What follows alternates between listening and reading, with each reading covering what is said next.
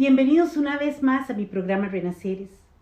Qué alegría siento cuando los imagino del otro lado de la pantalla, acompañándome en una nueva experiencia literaria. La creación de un libro es un trabajo íntimo, privado, que tiene que ver con ese anhelo de poder traducir tantas vivencias a lo largo de los años. Si escribir un libro es un orgullo, presentarlo es un verdadero honor, y exactamente como el que siento con esta obra en mis manos. Don Manuel Delgado, ¿quién no se acuerda de este inolvidable periodista que durante 18 años nos convocaba a sus microprogramas literarios en la edición nocturna de Telenoticias? ¿Se acuerdan? Me refiero a Blanco y Negro, aquel espacio en el que don Manuel nos abría oportunidades para acercarnos a nuevos escritores y sus ponencias literarias. Qué lástima que eran microprogramas. Pero al menos en esos minutos, don Manuel hacía una contribución invaluable al desarrollo del pensamiento, a la búsqueda de criterio, al alimento intelectual, porque ahora, hoy en día, ya ni eso. Los programas de rating masivo se preocupan más por esparcir basura y toda su parafernalia de tonteras, de contenidos pobres, de chismes, de concursos banales, que repercuten directamente al juicio lógico, al manejo de la palabra, a la convivencia armoniosa, a la inteligencia, a las actitudes positivas y sanas. Pero qué bueno que hemos tenido a don Manuel, un periodista del buen verbo, un hombre preparado, profesional, que nos regaló aquellos diálogos con contenido. De él muchos aprendimos la importancia de escuchar a un entrevistado. Fuimos testigos de la verdad de un escritor y su obra. Un hombre que sabía realmente preguntar. Y antes de pasar a conocer un poco más sobre este libro, quiero compartirles estas líneas que en lo personal calaron en mí. Dice así: ese programita me dio también muchos dolores de cabeza, de los que quisiera hablar poco. El más simple es que la preparación, es decir, la investigación y lectura de las obras que comentaba en torno a las cuales hacía entrevistas, lo tenía que hacer en mi tiempo libre, después de 9 o 10 horas en el duro tequio del reporteo. Una meta moral que me impuse es que nunca hacía una entrevista sin que no hubiera leído antes la obra de que se trataba. Eso me imponía una labor difícil, a veces tediosa, siempre equivalente a mucho trabajo. La menos simple de todas es la comprobación en carne propia de que el periodista cultural era el peor de todos. Yo tenía, no sé si dichosamente, un ingente trabajo en otros temas y otros espacios por los que se me valoraba o los que en definitiva me dieron de comer por muchos años. Pero como autor de Blanco y Negro, era el periodista menos importante, o para decirlo de una manera más exacta, esa sección terminó siendo la menos importante del noticiero. Al final eran 2 minutos o 2 minutos y medio por semana, que se transmitían casi a medianoche y que por cualquier motivo se dejaban de transmitir, haciendo fila por 2 o 3 semanas.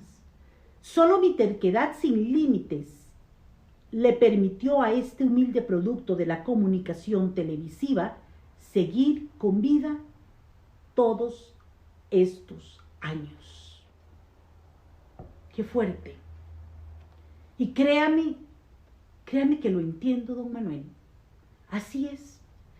Cada programa como el suyo, o como este que intento avance cada día más, requiere invertir mucho tiempo de lectura, que luego se deben sustanciar en minutitos, pero que pretenden rescatar a una sociedad absorbida desde hace muchos años en el morbo, en el sensacionalismo, en el escándalo como palancas de atracción por ahí.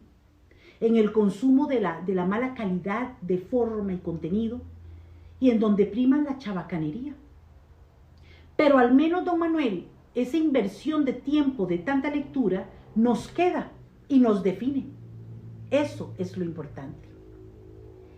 Este libro, Blanco y Negro, es un peregrinaje en lo interno de don Manuel, en especial por sus gustos literarios entre novelas, cuentos, escritores, entre la riqueza clásica y la frescura de la literatura moderna. Estamos ante un autor que desde su visión como filósofo y periodista por 34 años nos transmitió una posición firme como crítico ante la situación del arte de la escritura.